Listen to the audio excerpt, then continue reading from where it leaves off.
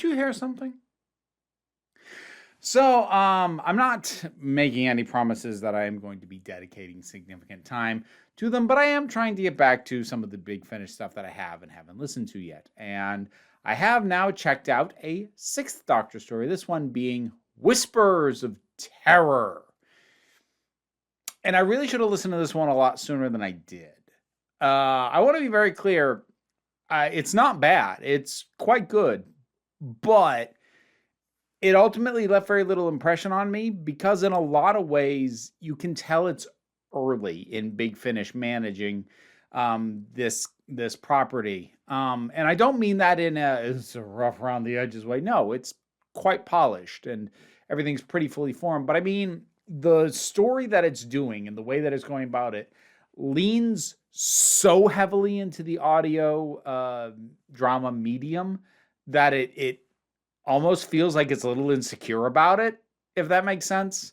Because this is a story featuring Colin Baker's Sixth Doctor and Perry. And thankfully, probably the healthiest I've ever heard the two of them being together. I will probably have this out before the main channel video, but I am working on a video talking about the Sixth Doctor's television era and why it didn't work. And a massive part of that is the dynamic between the Sixth Doctor and Perry was, it was bad. It was really bad. It's much better here while still feeling fundamentally like the same characters. In many ways, like Big Finish, they resuscitated the Sixth Doctor. They figured out how to take the ideas of what he was supposed to be and make them work without fully abandoning any of them.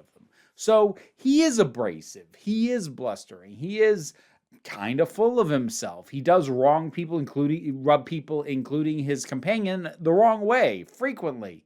But dialing that back from what it was on the show and finding the balance and still having positive moments between him and other characters, yeah, you can actually make it work, which they do when they do here. But the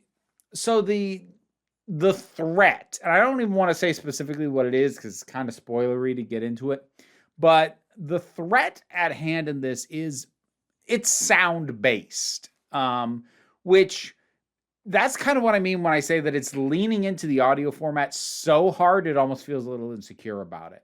It probably doesn't help that one of the first Doctor Who audio-related things I ever listened to was actually Doctor Who Dead Air, which isn't Big Finish. It's BBC Audio, and it's more of an audio book than anything. David Tennant narrated it. But that kind of did something similar.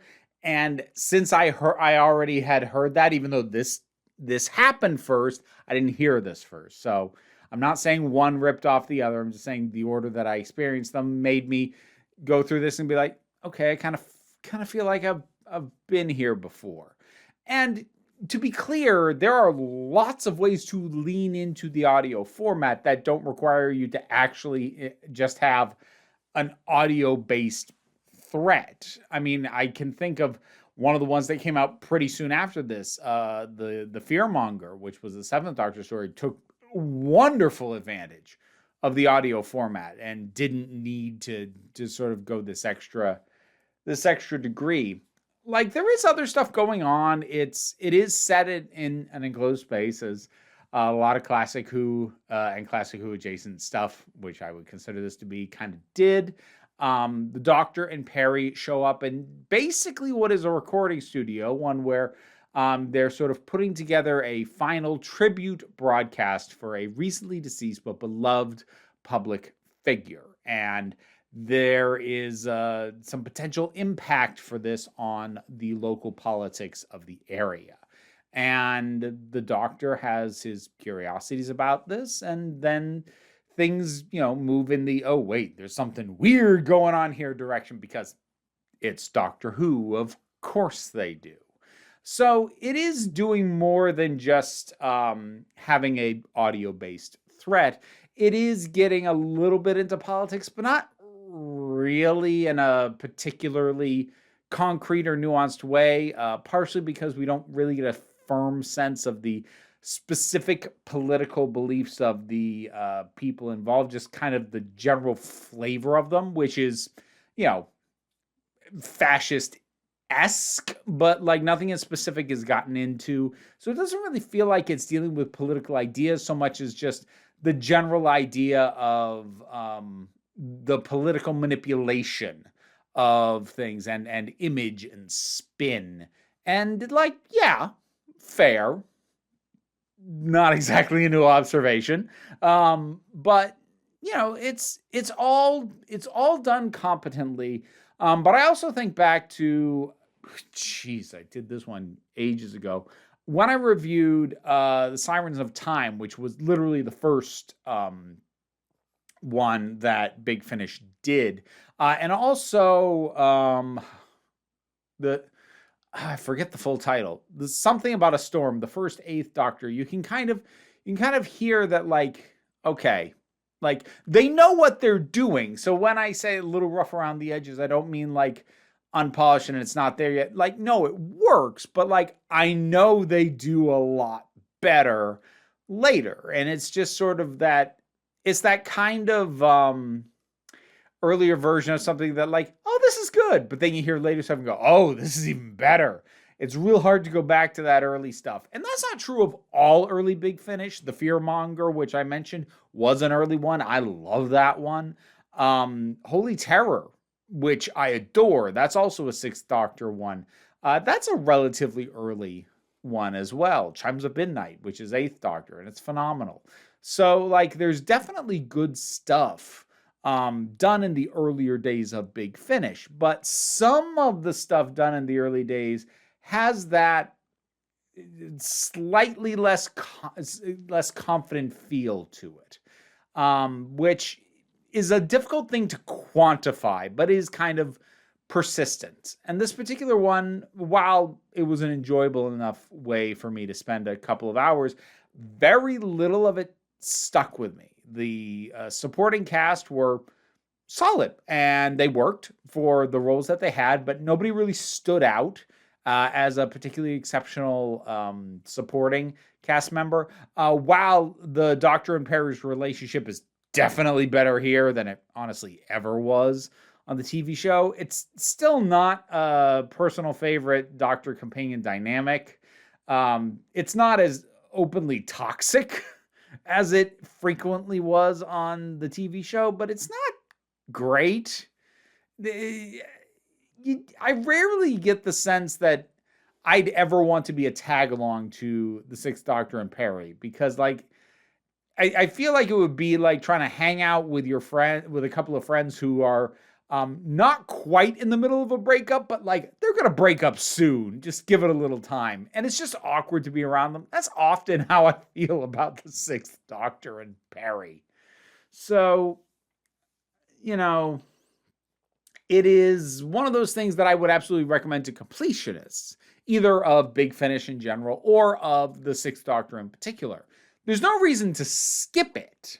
It's good. It's solid. There just is really almost nothing that I can highlight as being like, this is the thing that like, ooh, that's the thing to listen for. And that with Big Finish can be any number of things. It can be a fantastic supporting performance. It can be a really excellent turn for the Doctor or the companion or the dynamic between the two of them. It can be just a really phenomenally structured story, regardless of the Doctor and companion. Like, all these things are absolutely possible to be like, ooh, that's the highlight. And I don't really have a highlight in this.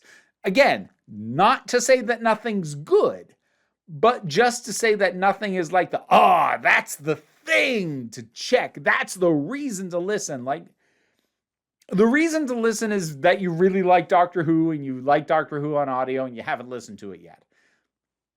That's the reason. And it's not like an obligatory thing, like there's no reason to listen to it unless you're some kind of completionist, because that's where you put actively bad stuff in a category like that. That would be to go with the TV show. That'd be stuff like Fear Her or The Idiot's Lantern. Like that, like, unless you are doing a completionist viewing, just skip those, seriously. But This isn't that. It just doesn't really have a highlight. Which, again, I think is a little bit more forgivable for how early in the Big Finish run this came out. But, yeah, it's solid enough. I don't want my time back. And I've heard weaker audios on Big Finish. I'd say Phantasmagoria, which was the Fifth Doctor one, was definitely a hell of a lot weaker than this. That one I had active issues with. This one I don't. I just also don't have highlights. So, have you listened to this? What are your thoughts on it? Whatever they are, drop something down in the comments. Let's talk about it. Patreon pays the bills. But even if you can't help me out that way, like, share, subscribe. Those are all of immense assistance, but don't worry too much about it. We take a relaxed attitude around here, so you can just come on back next time you need a break.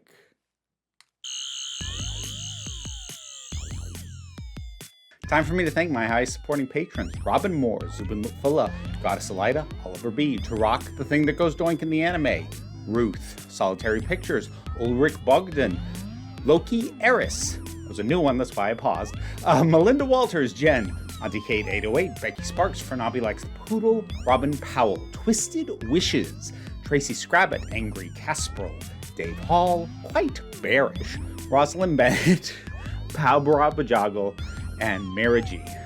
If you want to support me as well and help keep these little buggers fed, check out my Patreon. Thanks so much.